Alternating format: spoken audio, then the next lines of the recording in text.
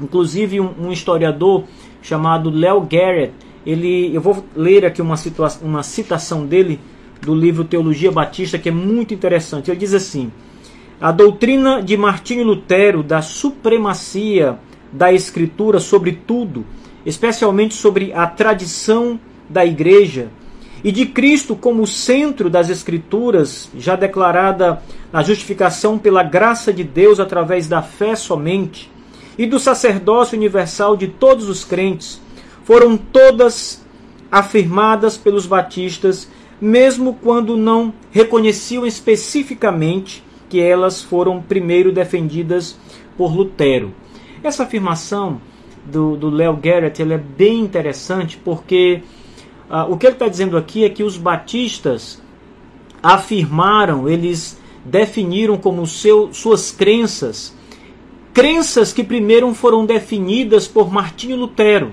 Ou seja, antes dos batistas, o reformador Lutero, e os batistas têm uma influência altíssima dos reformadores magisteriais, ou seja, dos reformadores clássicos, Lutero, Zwinglio, Calvino, estes homens teólogos do seu tempo, que estiveram ali no momento da reforma, ainda quando não havia os batistas, quando não havia presbiterianos, ainda estavam no nascedouro da reforma protestante. Então, estes homens já haviam pensado muito acerca da doutrina, acerca da teologia, de como interpretar a Escritura Sagrada. E muitas crenças dos batistas estão de fato alicerçadas nas crenças dos reformadores, de Calvino, de Zwinglio, de Lutero. E o que o Leo Garrett está dizendo aqui é que estas crenças que os batistas definem e defendem hoje como a sua fé, elas foram defendidas por Lutero.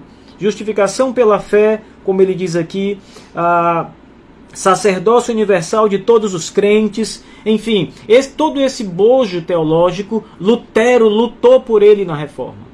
Lutero desafiou a igreja protestante, a igreja católica durante o período da reforma. E são essas doutrinas que moldaram mais tarde o povo chamado batista. E não foi só Lutero. Além de Lutero, o pensamento teológico de Zwinglio, por exemplo, no que diz respeito à ceia do Senhor, ele foi muito baseado nessa posição. O pensamento batista foi muito baseado nessa posição de Zwinglio. Calvino, com a predestinação. Então, os batistas que são predestinacionistas, os batistas ingleses, os batistas norte-americanos, eles que defendem a predestinação conforme Calvino ensinou e promulgou sistematicamente, também tem essa dívida com o reformador francês João Calvino. Além disso, o Martin Bucer, temos um seminário teológico que homenageia Martin Bucer, e Martin Bucer foi um dos homens que trabalhou com muita ênfase essa questão de uma igreja que tem como uma de suas marcas a disciplina eclesiástica.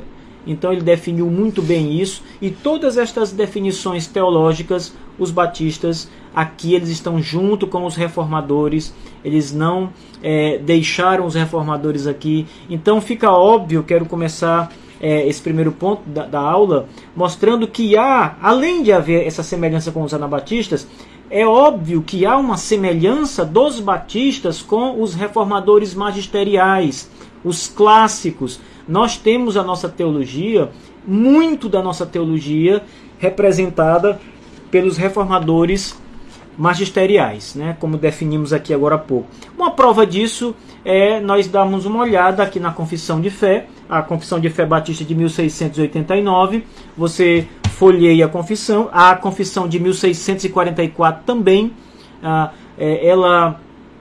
Confissão de 1644 ela é anterior à Confissão de Fé de Westminster, ela foi escrita 2 anos antes da Confissão de Westminster, que é de 46, e a de 1689 nasceu, na verdade, em 1677.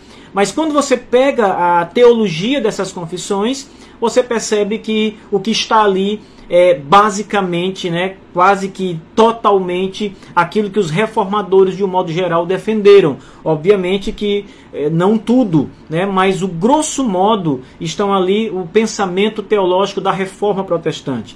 Nós temos que ter as exceções do batismo por imersão, nós temos como exceção a questão da eclesiologia, como frisamos muito bem, e outros pontos como a teologia do pacto, que é uma diferença significativa entre batistas e Westminster, né? Os presbiterianos nesse caso, há essa diferença, então é importante que se diga isso.